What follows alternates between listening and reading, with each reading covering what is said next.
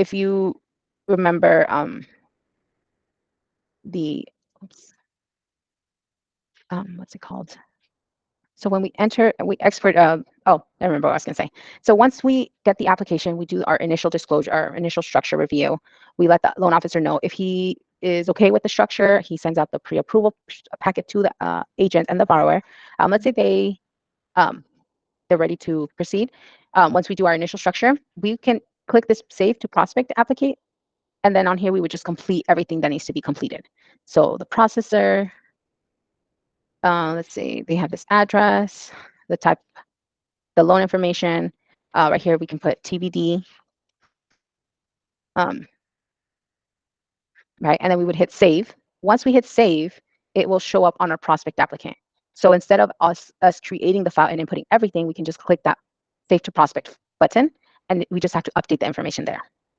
Okay. On here, we would, again, we can leave comments. Let's say instead of this, it said sent loan structure to a low. Okay. Once the borrower has found a property, they opened escrow, or they're ready to proceed with the refinance, and we submit it to the lender, we have to create that pipeline, right? The active pipeline. So the prospect has the same button, except now it's being saved to the pipeline. We can go to save to pipeline, and we just update the information. So we would update the loan amount, where it got submitted to, verify that this information is correct. You would put the date it got registered, date it got submitted, if the disclosures were sent out the same day. If it was locked, you can input that information in, and then you can just type in the property address that we're working on, right? And then on here as well, you would just input the rate that it was submitted with, click save, and everything gets saved. Okay. Okay. So once we hit save, it will show up on this side of the page, on our view pipeline. Okay. Within this pipeline, we have different options. The main page is always going to be our active files, the ones that we are working with that got submitted to a bank. We have our inactive files, any files that have been canceled for whatever reason, they're not proceeding, or they decided to hold off, whatever the reason might be. Those get updated on the dates on the application. When you hit edit, you would just put the canceled and the date it got canceled. Well, this one's missing the date, but the date should be on here. Once you save that, that's when it shows up in your pipeline under your canceled inactive files. Okay. We also have our funded pipeline. So any files that are funded, that means we closed, title got recorded, and we have our final settlement statement. That's where those files are at. Okay. Again, when we click on the application, we would have to edit. The status gets updated to funded, and we have to enter the date we received the loan docs, the date they were sent out, and the date it got funded. Okay. If anything gets changed, like the loan amount, the purchase price, the rate, we have to update it accordingly as well. So whenever the file is funded, locked, we always want to verify that information. Once you enter everything that you need to update, you just hit the save button, and it'll be updated accordingly, and it'll show the dates of this on here. Okay.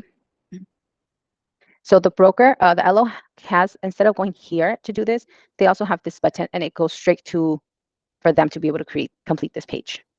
So we would have to go to this right here to find the file. The LO only has to click this button right here. Okay. There is an option for us to be able to send messages or emails in a fast variety. So if we click email, we could put in the subject.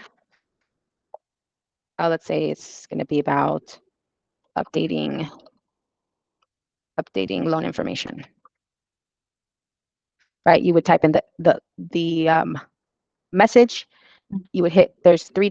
This one has 3 different ones. So you can just put that, and well, this one we could say okay, but we're going to cancel. But it'll show, right? So what type of template we're sending, and then we have different tags on here, so we can send it to our realtors in California, and then we can just send. And instead of sending an email address one at a time to each agent, it'll send it to the 20 agents you have at once, right? You can also send text messages. It's the same thing. You can just type in your message. You can send it to whatever tags you're trying to send it to, and then just hit send, and it'll send. You can attach documents to it as well. Mm. On our homepage, as I had mentioned, there are ways for you to just go ahead and enter. So you can do prospect applicant, and it'll take you directly to the prospect applicant. You would just create it.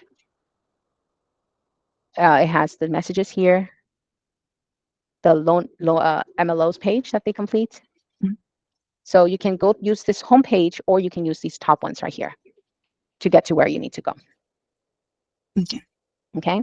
Mm. Any questions? No, none. No? No. Okay. So I think that's about it. Like I said, if you have any questions or you can play around with it,